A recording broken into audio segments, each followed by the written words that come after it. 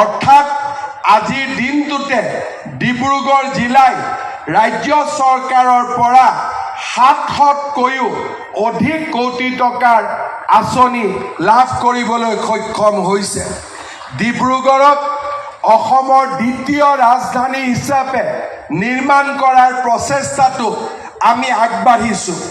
আমাৰ ৰাজ্যত মোৰ আগতে কেইবাগৰাকীও বিভিন্ন জ্ঞানেৰে আৰু বিভিন্ন অভিজ্ঞতাৰে সমৃদ্ধ ব্যক্তিয়ে মুখ্যমন্ত্ৰীৰ আসন অলংকৃত কৰিছিল, কিন্তু কোনো এজনে ডিব্ৰুগড়ত যে অসমৰ ৰাজধানী হিচাপে নিৰ্মাণ কৰিব পাৰি তাৰ কল্পনাও কৰা নাছিলে।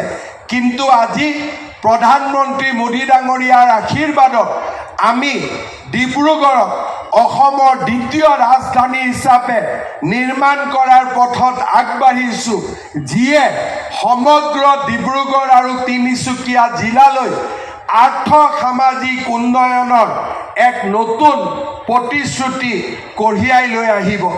মই ভাবোঁ এয়া সময় আমাৰ আনন্দৰ সময়, এয়া সময় আমাৰ প্ৰাপ্তিৰ সময়, আৰু এয়া সময় আমাৰ জননী জন্মভূমি অসমক এখোজ আগুৱাই লৈ যোৱাৰ সময়।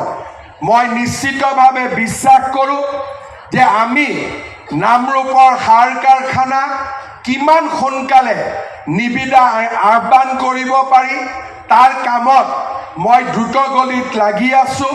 28 তাৰিখেও মই ফাৰ্টিলাইজাৰ ছেক্ৰেটাৰীক লগ পাম। আমি প্ৰচেষ্টা কৰিছোঁ যাতে যিমান সোনকালে পাৰোঁ প্ৰধানমন্ত্ৰী নৰেন্দ্ৰ মোদীক আমি নাহৰকটীয়া নামৰূপলৈ লৈ আহি আমি যাতে নামৰূপ সাৰ কাৰখানাৰ আধাৰশিলা স্থাপন কৰিব পাৰোঁ। আমাৰ প্ৰচেষ্টাই, মই নিশ্চিত যে আমাৰ প্ৰচেষ্টাত আমি সফল হ'ম আৰু খুব সোনকালে আপোনালোকক আমি এই ক্ষেত্ৰত এটা নিৰ্দিষ্ট দিন দিবলৈও আমি সক্ষম হ'ম। পুনৰ এবাৰ আপোনালোক সকলোকে আজিৰ এই স্মৰণীয় দিনটোৰ বাবে বহুত বহুত শুভকামনা যাচি নাহৰকটীয়া সমষ্টিৰ বিধায়ক তৰংগ গগৈ ডাঙৰীয়াক পুনৰ এবাৰ অভিনন্দন জনাই মই মোৰ বক্তব্যৰ সামৰণি মাৰিছোঁ। ধন্যবাদ। জয় হিন্দ, বন্দে মাতৰম। মাননীয় মুখ্যমন্ত্ৰী মহোদয়ক আমি আন্তৰিক ধন্যবাদ জ্ঞাপন কৰিছোঁ।